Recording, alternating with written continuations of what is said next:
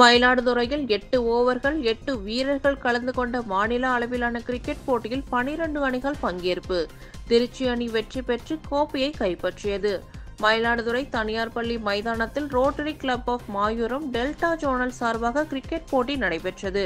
2 நாட்கள் நடைபெற்ற போட்டியில் திருச்சி, தஞ்சாவூர், கும்பகோணம், நாகப்பட்டினம், புதுக்கோட்டை, காரைக்கால், பாண்டிச்சேரி, மயிலாடுதுறை உள்ளிட்ட 12 அணிகள் பங்கேற்றன.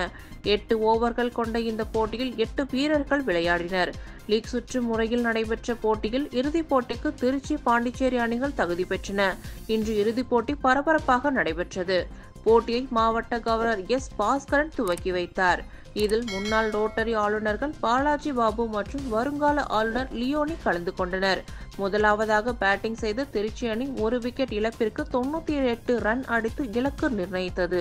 தொடர்ந்து ஆடிய பாண்டிச்சேரி அணி 5 விக்கெட் இழப்பிற்கு 80 ரன்கள் எடுத்து தோல்வியை தழுவியது.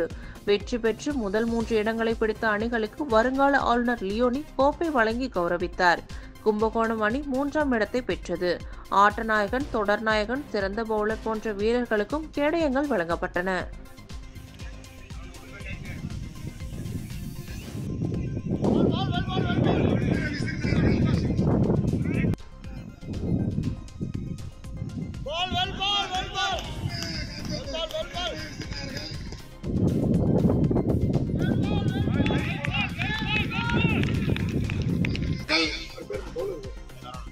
சரவணன் அவர்கள் அருமையான பந்து வீச்சு கைத்தட்டி பாராட்டலாம். 2 ரன் தான் கொடுத்துருக்காரு.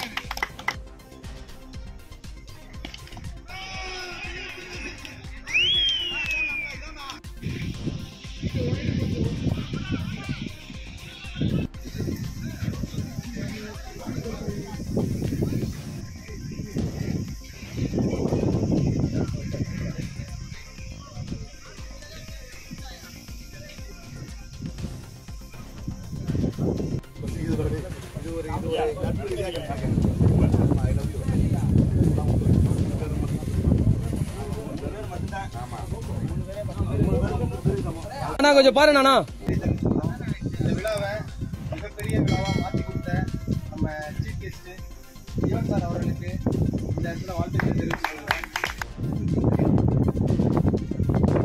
வெற்றி தோல்வி என்பது சகஜம்.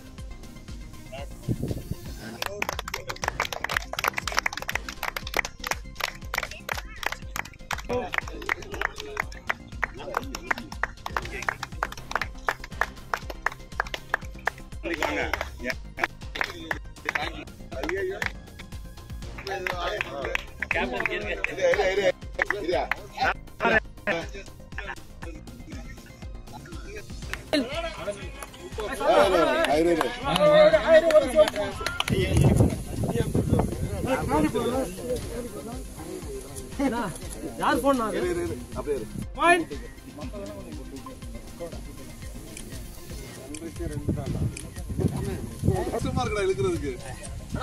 வீடியோ எடுத்தேன்.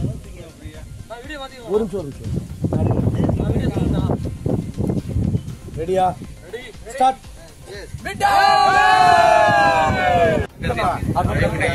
அப்படியே ஒரு போட்டோ அனைத்து